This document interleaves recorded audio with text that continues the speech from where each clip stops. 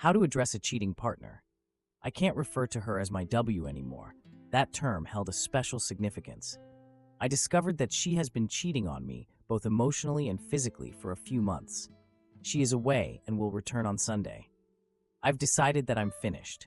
I need to consult with divorce lawyers on Monday. How do I confront her? I really don't want to see her again. Is it okay if I write a note telling her to pack her essentials and leave the house when she returns? I want to give her 4 hours to process everything and gather her things before she leaves what I thought was home. After that, we can arrange a formal separation in the coming weeks. Both our names are on the place, but I bought it years ago. She moved in after March. This was a big step for us, so I added her name to the title because it's our home now. Is it illegal to ask her to leave the house since her name is on it as well? Update 1. I really hope this pain goes away someday because I can't live like this. I am in a dark place right now. I am hurting so much inside that my heart feels like it's in pain. It's been 11 days since I found out my wife of 18 months was cheating on me, both emotionally and physically, for about 2 months. I wasn't a great husband, not at all. She felt unhappy.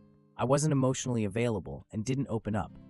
She tried to talk to me. I slowly started to communicate and do more things, but I did show love and affection. It just wasn't enough all the time. She began to spend a lot of time on her phone, chatting with a guy from our wedding. His wife had cheated on him and left him, and he was there to talk to her. She held on to some bad feelings from our time together. She couldn't move past them and forgot all the good I did, focusing only on what I didn't do. There were many times I couldn't communicate with her because her silent treatments were overwhelming. I wish I could go back and fix all the mistakes I made. If only she had told me our marriage was in trouble, I would do anything for her and for us. I discovered the truth and filed for divorce. She moved out 2 days ago. The last 11 days have been incredibly tough. I've spent hours pacing in the backyard, screaming and crying. I went without food and sleep for 2 days, and now I only eat once a day and sleep for 2 hours. I don't know how to keep going like this. The pain feels unbearable. I hoped it would improve over time, but it just keeps getting worse. I can't end my life because I don't want to hurt my parents and brother, but I also can't continue like this. Living a normal life and having a job seems impossible right now. I have no idea what the future looks like for me. Update 2. Dealing with my wife's cheating and manipulation. On December 1st, 2022, I discovered my wife's Apple Watch and saw messages between her and a friend of hers from before. This guy was at our wedding with his wife. She was cheating on him with her coworker and eventually married him. His divorce was finalized around March 2022. My wife began talking to him more after that. When I asked her about it, she said he is going through a divorce and is feeling depressed, and she is just trying to help him. I had no reason to doubt her. Our marriage was good, I loved her, and I thought she loved me too. She helped him create his dating profile later in the year so he could move on from his wife. In late September or early October of 2022, she told me our marriage was broken and that we needed to start over. She also said she didn't want kids, even though we had discussed it before. This caught me completely off guard. I put in a lot of effort to make her happy, doing everything I could think of that she might appreciate. Yet, she acts more and more strangely each day, making me question if our marriage is failing because I don't ask her about her feelings or what she's going through. I wondered if I was a good husband. In the first week of December, we had plans to attend a concert in Johnson City, Tennessee. She says she doesn't want to go because she doesn't like the band, and she's always done what I wanted to do. We're going to her parents' cabin in Southeast O, and we'll drive separately so I can head to TN afterward. As we pack, she suddenly says she's done and is leaving. Without even looking at me, she says goodbye and walks out. I thought maybe we could spend 2 to 3 days alone at the cabin, do our favorite hike, and everything would be fine. I found her Apple Watch charging and picked it up to send some funny messages to myself. Then I noticed a notification or message, can't recall exactly, and opened the conversation between them. My heart sank, and it hurt physically. Update 3. I filed for divorce on December 6th after talking to her on December 5th and discovering that she was justifying her cheating. Later, I learned about gaslighting. I told her to leave, and she did. It hurt to watch her go. I was really concerned about where she would go. This was her house, and she had left hers to be with me, but I wasn't going to leave my home either. After she moved out, I cried a lot. I screamed and felt lost. A week later, I chose to try marriage counseling because I wanted to give us a chance. I wasn't sure if I could take her back, but I missed her and still cared deeply. I really cared about this person, and we shared a lot of great moments. Being with her made me happy. I laughed so much with her that my stomach hurt, something I hadn't experienced since leaving college and my friends behind when I started working. In January and February 2023, we went to counseling. I told her I would do anything to make our marriage work, but only if she promised to never contact that person again. She agreed. I went to individual counseling, always thinking about how I could trust her if I took her back. I don't want to live with the worry that when she leaves the house, she's meeting up with him. We had a shared Mint account that combined all our accounts, showing every transaction. One day, I logged into Mint after receiving an email saying my credit score had dropped.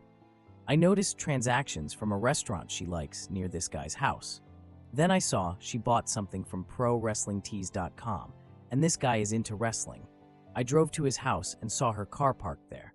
I came to the conclusion that, despite the pain, my marriage was finished, and there was no way to fix it. I told myself that if I discovered she was still cheating, I would cut all ties with her. I haven't spoken to her since then, which was around the end of February. I checked the transactions on Mint and saw multiple payments made to support their relationship. I remember she mentioned the expensive Valentine's Day flowers she sent to him in February 2022. She said it would make him happy since he was alone that day. I had my lawyer send the settlement letter. She hired an attorney, and now I'm unsure about the situation. Neither side is accepting the terms of the letter or making a counteroffer. The settlement was clear. She keeps her accounts, investments, retirement, and house, while I keep mine. In April, she emailed me about filing joint tax returns since I handled our taxes. I chose to ignore it and filed as single separated instead. She requested that I handle one of the utilities, and I did it right away. I've kept myself occupied over the last 3 months. I've worked on some projects at home, traveled a bit within the country, and even went to Patagonia to do the W Trek. I've spent time outdoors and walked a lot, but sometimes it feels really lonely, and I almost cry. I often dream that my house is burning, or that someone is robbing me, or that I'm being attacked and can't move to defend myself. I think about her daily and say her name sometimes. I still love her and pray that she is happy and safe. I remind myself that she isn't the same person I once loved. Someone mentioned this in my last post, and I believe it's accurate. In a way, I've lost her. I'm not sure I can trust someone in a relationship that I've lost interest in. I wonder if I will end up being that lonely old man. I'm doing better now than I was in January. I thought it was the end, but there's so much to life, and I'm lucky to experience it. I will see you a few times in the next few weeks and hope to get some good hikes in. I will make the most of my life. I visit this subreddit almost every day, and the support I've received has been incredibly helpful. Thank you for your words and kindness. How can I, a 24-year-old man, convince my 52-year-old dad to let go of his wife, 39 female? She is not my mom, so stop trying to force a relationship. My mom died when I was 14. I was always closer to her than to my dad, so it hit me really hard. I still miss her every day. My dad moved on really fast. About 5 months later, he was openly dating his current wife. I think he was cheating on my mom. She came to live here 4 months after my mom passed away. 9 months after her death, they announced their engagement on my birthday as a gift. I clearly didn't handle it well. I caused a scene, threw away the cake they gave me, and left. I went missing for a few days, right before they were about to file a missing person report. I had to return. They attempted to erase every trace of my mom, photos, belongings, memories, and more. I saved what I could and concealed some things. They stopped me from celebrating her birthday or doing anything for my mom. They wanted me to call her dad's wife, Mom. I never did. When I called her by her name, they would just ignore me. She introduced herself as my mom. I corrected her each time. I reached a point where I only spoke to her when it was really needed or when I had to correct her. The conversations were mostly just one-word replies. My dad got upset whenever I didn't call her mom, used her first name, or introduced her as Dad's name's wife. When I was 16, I didn't talk to either of them for 2 weeks because I felt like I was messing up their family dynamic. Until I can join the family, there's nothing to say or do as one. They gave in around the 15th day of no contact or interaction. I turned 18, went to university, and cut off contact completely. I never went back. At 21, I got engaged to my fiancée. She is aware of my relationship with my dad and his wife. She understands it and supports me. When they discovered my dad and his wife were upset, they had no idea I was dating someone. My dad's wife shared on social media that she was thrilled about me getting married. She mentioned a few other things and expressed her excitement about becoming a grandma. I posted that I am not her son and she won't be a grandma to any future kids. My dad got angry, saying I disrespected my mom and made her feel embarrassed. I asked who we were discussing because my only mother was the one who gave me life, and by that time, I had lost both of my parents when I was 14. That happened 3 years ago, and we returned to minimal or no contact. My wife is around 8 months pregnant. They came to my house, even though I never shared my address. They wanted to have a conversation and meet my wife. I told them to leave and go back to where they came from. They chose to move to my city and state to be closer and fix our relationship. She expressed that she missed her son and wanted to improve as a mom and grandma. I told them they were delusional and to get out. Then I slammed the door. They purchased a house just 5 minutes from us. This has been overwhelming for me, and my therapist suggests I open up, but I prefer to sever all ties. It wouldn't be so bad if they would just stop trying to replace my mom and pretending she never existed. I really don't know much about my dad's wife. I'm not sure I even recognize my dad anymore. My wife is having a hard time supporting me emotionally and is unsure about how to help. I need help.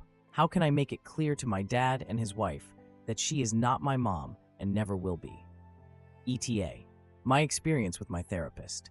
He suggested that I should share my true feelings with them calmly and without any aggression. Make it clear and straightforward while being helpful. Discover more about my dad and his wife and understand their feelings and perspectives on the situation. I'm going to look for a better therapist. Update 1. Here's a long update for everyone. I appreciate your comments and feedback. I read every single one. I wasn't able to respond for some reason. For those who think I'm fake because I haven't replied or given updates, the post received so much attention that it got locked within 24 hours. I have a life with work and an 8-month pregnant wife who comes first. Here are some answers and clarifications. My wife, our unborn child, and I are doing well overall. My wife is done with being pregnant now. Our baby is due in the next few weeks. I found a new therapist. I called to cancel my upcoming appointments, and he didn't handle it well, so I submitted a complaint. I met my new one, and I like her much more. I feel like I'm really being listened to and getting the support I needed. I want to be clear about this. I am 24 years old. My dad's wife is 38, which makes her 14 years older than I am. My dad is 52 years old. His wife is 14 years younger than him. When she came into my life, I was 14 and she was 28. Some people thought my dad could be involved in my mom's death. That's not true. I still think they were together before she died. I'm getting a security system installed, but it won't happen for a few weeks. Right now, we have a doorbell camera and a few budget cameras. Online platforms. After the post about her excitement for being a grandma and my wife and I getting engaged, we decided to lock down all our social media accounts. My wife and I only use messaging and share pictures now. We don't engage on any other platforms anymore. We discovered the leak too. It is my brother-in-law, Bill. We had a family dinner to discuss the birthing plan. Bill really wanted to be there, which was strange since he wasn't involved in the first place. We waited for my meal to come home. I talked about what happened with my dad and how it affected me and my wife. Bill felt uneasy about being seen. When I confronted him about it, he denied it, but it was clear. Sil confronted him and he fell apart. He mentioned that he had been in touch with them since we need all the family support we can get, and they should know their grandbaby. This led to a disagreement. Sil moved out and started staying with us. They don't have children and face some problems. I believe it's done for them. I can't trust him anymore. We finalized our birthing plan the day after without Bill involved. We have some plans ready in case something unexpected happens. All the necessary people are aware of the plan and details. It is surprisingly hard to get a protection order. In my area, violence and physical contact are common. What they did isn't illegal at this point.